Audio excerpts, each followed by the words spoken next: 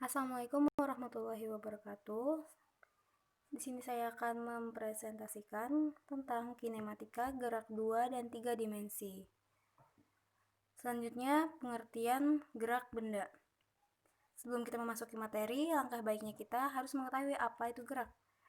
Definisi telah dikemukakan oleh para ilmuwan untuk mendeskripsikan gerak, namun secara fisika dapat dinyatakan bahwa gerak ditentukan karena adanya kelajuan, kecepatan, dan percepatan benda.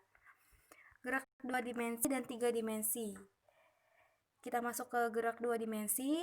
Gerak 2 dimensi adalah gerak dengan besaran-besaran yang dapat diuraikan ke komponen sumbu X dan sumbu Y. Komponen besaran di sumbu X dan sumbu Y dinyatakan oleh vektor satuan masing-masing sumbu. Vektor satuan di sumbu X dilambangkan dengan huruf J. Objek grafik 2 dimensi adalah dua sekumpulan titik-titik 2 dimensi yang dihubungkan dengan garis lurus baik berupa polin dan poligon. Gerak 3 dimensi adalah gerak pada ruang X, Y, Z. Serupa dengan gerak 2 dimensi, komponen besar pada gerak ini juga dapat diuraikan ke sumbu Y dan Z untuk mempermudah menganalisis geraknya. Selanjutnya kita masuk ke gerak proyektil. Gerak proyektil adalah gerak suatu benda yang diberikan kecepatan awal, kemudian menempuh lintasan yang arah sepenuhnya dipengaruhi oleh percepatan gravitasi dan hambatan udara. Gerak melingkar seragam. Gerak melingkar seragam adalah gerak suatu benda yang membentuk lintasan berupa lingkaran mengelilingi suatu titik tetap. Agar suatu benda dapat bergerak dengan melingkar, ia membutuhkan adanya gaya yang selalu membelokkannya menuju pusat lintasan lingkaran.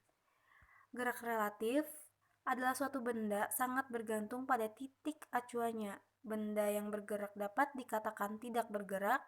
Suatu benda dapat dikatakan benda bergerak apabila ada suatu pergeseran posisi yang terjadi dan benda bergerak bisa secara menjauh ataupun mendekat.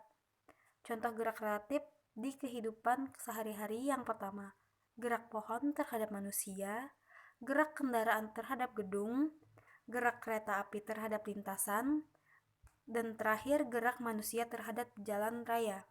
Pada gerak melingkar sering disebut istilah frekuensi dan periode. Frekuensi adalah banyaknya putaran yang dilakukan, sedangkan periode adalah waktu yang diperlukan dalam waktu sekon. Rumus persamaannya yaitu F sama dengan N per T atau T sama dengan T per N. T adalah waktu, 1 putaran 2 pi radian, 1 rpm atau rotasi per menit. Pada gerak melingkar terdapat hal penting yang harus diperhatikan, yaitu semua persamaan kecepatan sudut dan percepatan sudut. Bagaimana mungkin sebuah partikel yang bergerak dengan kecepatan konstan dapat dipercepat? Sebuah partikel dengan kecepatan konstan berakselerasi pada waktu yang sama. Jika sebuah benda bergerak menurut garis lurus, kecepatannya adalah laju perpindahan lintasan tiap detik per jarak. Dalam fisika, percepatan atau akselerasi adalah perubahan kecepatan dalam waktu tertentu. Akselerasi dalam sebuah objek disebabkan karena gaya yang bekerja pada objek tersebut seperti yang dijelaskan pada hukum kedua Newton. Maka dengan kata lain, objek membelok dari partikel dengan kecepatan tidak dapat berakselerasi dengan waktu yang sama. Sekian presentasi dari saya.